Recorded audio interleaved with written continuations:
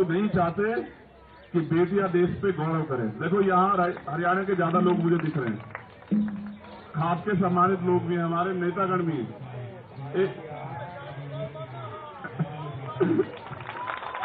एक दिन वही हरियाणा था जहां बेटियों को इतने अवसर नहीं थे। आज का हरियाणा है जहां बेटियों के नाम से हरियाणा की पहचान होती है। मैंने तो देखा ओलंपिक में बेटियां मेडल लेके आई, सारे बेटे कमजोर पड़ गए, पढ़े नहीं पढ़े। अब हम खुश हुए, हमने तालियां बजाई, हम सेल्फी खिंचवाने के लिए घूम रहे थे। और मुझे तो इस देश में इतने मजबूत प्रधानमंत्री मैंने देखा, जो टीम हार भी गई उनको उन्होंने फोन किया कि भाई आप घबराना मत। लेकिन आज पता नहीं पिछले कुछ समय में परिस्थिति बदली। आज वो बेटियां यहीं बैठी हैं, उनसे कुछ गज की दूरी पे। आज आवाज नहीं जा रही है, आज आवाज नहीं जा रही है। देखो पिछले कुछ समय में बहुत कुछ बदला, इस बात पे गहराई से सोचो आप। ये आज की लड़ाई नहीं, जब भी कोई लड़ने के लिए आए, चाहे वो किसान हो, नौजवान हो, कोई भी हो, चाहे किसी जाति का और धर्म का, अपने अधिकारों के लिए आया, सरकार ने एजेंडा सेट कर दिया था। अब बजरंग के साथ एक अच्छी बात यह है, आप ऐसे फोन करो या ये आपको फोन करे तो ये कहेगा सीधा एकदम छुट्टे कहेगा राम राम। अब इसको कैसे आप एजेंडे में सेट करोगे? आप इसको मुसलमान कहोगे, आप इसको खालिस्तानी कहोगे, आप इसको धर्म विद्रोही कहोगे, आप इसको टेररिस्ट कहोगे, क्या कहोगे? यहां सरकार आके फंस जा रही, वरना सत्य था ये यहां बैठने नहीं देते। ये तुम दमदार लोग हो भाई। अगर यही मुकदमा किसी गरीब आदमी पे हो गया होता ना, उसके परिवार की खाल खींच के घुस भर देती पुलिस। हमने जिंदगी देखी है, यहाँ 20 साल हो गए हमें काम करते हैं। अगर न्याय सबके लिए समान होता, फिर एफआईआर के लिए कोर्ट नहीं जाना पड़ता। देखो ये भी एक सत्य है, जब तक वो फेडरेशन के अध्यक्ष रहेंगे तब तक कुछ भी निष्पक्ष नहीं हो सकता। बिल्कुल, ये बिल्कुल सत्य बात है। जब तक वो फेडरेशन के अध्यक्ष है तब तक निष्पक्ष न्याय तो छोड़ दो, न्याय का मात्र होना नहीं, न्याय दिखना भी चाहिए। जब आप उस पद पे बैठे हो तो कहां से न्याय हो जाएगा? और जब आप उस पद की ताकत का दुरुपयोग कर रहे हो तो कहां से न्याय हो जाएगा? मैं तो ये समझ रहा था कि ब्रजभूषण जी अपने आप जो वो इस्तीफा दे देंगे कि भाई पहले निष्पक्ष जांच होने दो। कल से मीडिया ने एक चीज चलाई कि भाई कमेटी की रिपोर्ट भी नहीं पड़ी, वो भी कह रहे हैं कमेटी की रिपोर्ट भी नहीं पड़ी। ओ भैया, कमेटी कौन सी है जी? कोई निष्पक्ष कमेटी है? कोई जज साहब उस कमेटी को लीड कर रहे हैं, सरकार के लोग हैं, सरकार के नेता हैं, सरकार से जुड़े लोग हैं। मेरा तो ऐसा मानना है जिनका रोजगार इस सरकार से चल रहा है वो बेचारे क्या निष्पक्ष हो जाएंगे बताओ? अगर कमेटी बनानी है ना तो चीफ जस्टिस साहब बैठे तो हैं, उनके नेतृत्व में बनवा दो, पता लग जाएगा तुम्हें सारी चीज का कैसे जांच होती है।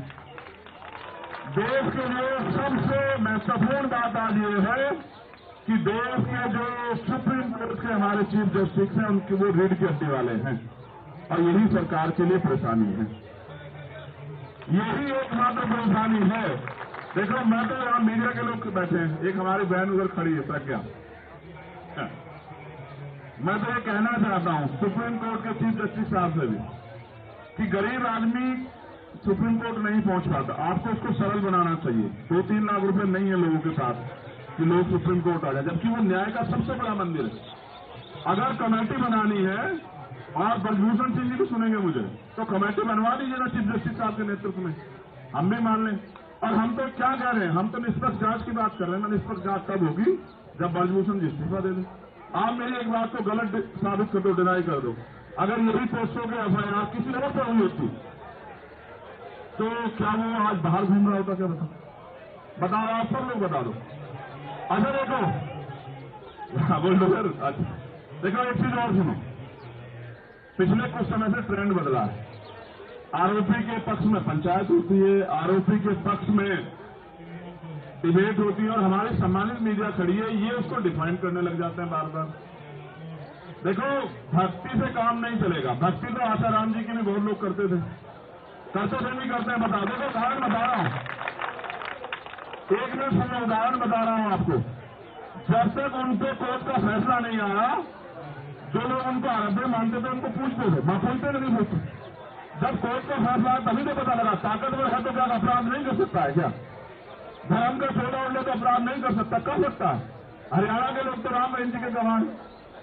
बताओ, आप इस बात को नोट करो। देखो पैरोल मिलती है, सब कुछ मिलती है, आम आदमी को दिला दो पैरोल। ये क्यों है? ये इसलिए है कि सत्ता पक्ष अपने हिसाब से एजेंडा सेट कर रहा है। देखो, मैंने 2 उदाहरण इसलिए दिए कि जब आसाराम जी पे अगर कोर्ट ने तय कर दिया और फिर कोर्ट ने सजा की, तो जब आसाराम जी, राम रहीम जी के निर्णय में हमें पता लग सकता है कि कोर्ट सही है, तो ब्रजभूषण जी का फैसला भी कोर्ट में छोड़ दीजिए। आप क्यों डिसाइड करने लगे हैं? उनको गिरफ्तार तो होने दीजिए, सब ताकत कम तो होने दीजिए। जब वो सत्ता में बैठे हैं, ताकत में बैठे, कैसे न्याय हो जाएगा? ऐसे न्याय संभव नहीं। देखो, हमें गौरव करना चाहिए कि किस माहौल में हमारी बहनें और हमारे अंतर्राष्ट्रीय खिलाड़ी जिन्होंने देश का प्रतिनिधित्व किया, आज वो यहाँ हैं। परसों रात पता लगा था बिजली काट दी, पानी काट दिया। गद्दे, चलो चिंता मत करो। देखो, मेरे साथ थोड़ा सा ना, मैं नया काम अपना कर रहा हूँ। बजरंग साक्षी बैठी है हमारी छोटी बहन। अगर ये काम ना होता तो मेरा गद्दा ही गिरवा देता मैं। ठीक है, मैं एक ऐसा आदमी ना, मैं अपनी बहनों के आंसू नहीं देख सकता। लखनऊ में रोई थी हमारी बहनें, मैं 4 दिन तक वहीं उनके साथ ही बैठा रहा और सरकार को हमने झुका दिया। सरकार को फैसला लेना पड़ा कि नहीं, ये गलत है। तुम्हारे आंसू देखते हैं ना तो कलेजा छन्नी हो जाता है। मेरी बहनों, आंसू मत बहाना। तुम्हारे एक एक आंसू पे लहू का आखिरी कतरा बहा देंगे हम लोग। क्या बात करती है? आंसू मत बहाओ। देखो, न्याय तब होगा जब वो फेडरेशन के अध्यक्ष पद को, अगर नैतिकता होती छोड़ देते, नैतिकता नहीं, वो कोशिश करें कि बच जाएं। अगर अपराध करके बचना चाहोगे तो फिर कैसे चलेगा, कैसे संभव हो पाए? इसलिए देखो, प्रधानमंत्री से हमारी कोई लड़ाई नहीं, क्योंकि ये सवाल ये कि जब आप सबके आंसू पूछ रहे थे, जो हारा जो जीता, जिन्होंने देश को गौरव किया, तो आपकी तरफ से एक आदमी तो आता उनके आंसू पूछने के लिए। और अगर देखो, मैं ये भी कह रहा हूं स्पष्ट, यहां हमारे सभी भाई मौजूद, जाति, धर्म, पार्टी, सब चीजों पर उठ के, अगर किसी सरकार के अलावा किसी दूसरी पार्टी के लोगों से अपराधी जुड़ा होता तो सरकार के लोग हिला कर रख देते सब कुछ। लेकिन बुरा यह है कि सरकार से जुड़े हुए लोगों पर आरोप है। तो आप ये देखो, उनके यहां भी महिला नेता, एक महिला नेता अगर ये कह दे, कहते ना जमीन जिंदा हो तो आदमी इंसाफ की बात कर लो, यही कह दे कि भाई निष्पक्ष जांच हो जाए। बताओ, दिख नहीं रहा? इतनी बड़ी बड़ी नेता उनकी पार्टियों में है, नहीं दिख रहा है। ये तो कह दो निष्पक्ष जांच करा दो, इसी का दबाव हो जाए। अगर आप सब लोग देशवासी मेरी बात पे गौर करें, अगर अपराधी हमारा है तो हम चुप रहेंगे, अगर अपराधी दूसरी पार्टी का तो हम बोलेंगे। इसको जिंदा रहना कहते, जो जिंदा रहना नहीं होता।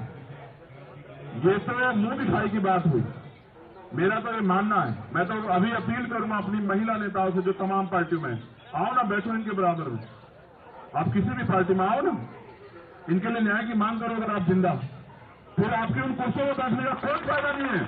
जिन कुर्सियों में बैठ के आप महिला सशक्तिकरण की बात कर रही हैं, महिलाओं को न्याय देने की बात कर रही है, महिला सुरक्षा की बात कर रही है, कौन सी सुरक्षा? जिस देश में अंतर्राष्ट्रीय खिलाड़ी सुरक्षित नहीं है, वो बच्चा सुरक्षित नहीं है जो देश को गौरवान्वित करती है, तो कौन सी सुरक्षा की बात कर रहे हैं? इसलिए मेरी मीडिया के माध्यम से अपील है प्राइम मिनिस्टर जी से, वो हम सबके प्राइम मिनिस्टर हैं, वो इनके भी प्राइम मिनिस्टर अंतर्राष्ट्रीय खिलाड़ी है या नहीं है? बताओ तुम्हारे प्राइम मिनिस्टर है या नहीं है? इनके माध्यम से हमारी 2-3 अपील ये है। पहला, वो नैतिकता के आधार पर ब्रजभूषण छोड़ दे और जांच होने दे, पहला। दूसरा, कोई भी अगर जांच कमेटी बनानी है न्याय देने के लिए, तो वो सुप्रीम कोर्ट की निगरानी में बने। सरकार के लोगों से कोई भरोसा नहीं, क्योंकि सरकार के लोग तो दुर्लभ कर ले रहे हैं। तीसरा, उनकी गिरफ्तारी होनी चाहिए। पहले उनकी गिरफ्तारी हो, उनकी ताकत कम हो, तब जाके मुझे उम्मीद है कि न्याय सुनिश्चित हो पाएगा। और बड़े पैमाने पर चौथी बात, ये झूठ फैलाना बंद करो कि ये जाट समाज के बच्चे हैं, ये हरियाणा के बच्चे हैं, ये देश के, जब ये मेडल लाए थे ना तब ये देश के ही थे, आज भी ये देश के ही। क्यों भाई, देश के हो या नहीं हो? देखो, जाति व्यवस्था तो इस देश में है और आदमी को पैदा होने के बाद पता लगता है वो किस जाति में पैदा हो गया।